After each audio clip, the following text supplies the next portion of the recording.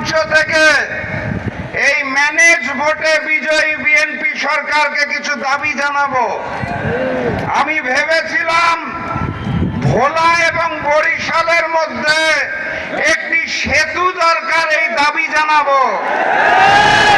আমি ভেবেছিলাম ভাঙ্গা থেকে কুয়াকাটা পর্যন্ত 6 লেনের রাস্তা দরকার, এই দাবি জানাবো।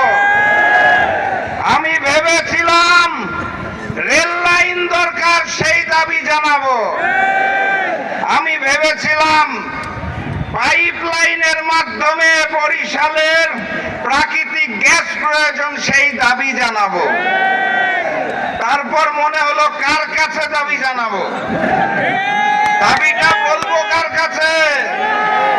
যারা ক্ষমতায় এসে মানুষের শরীরের অঙ্গ প্রত্যঙ্গে চাপ দিয়ে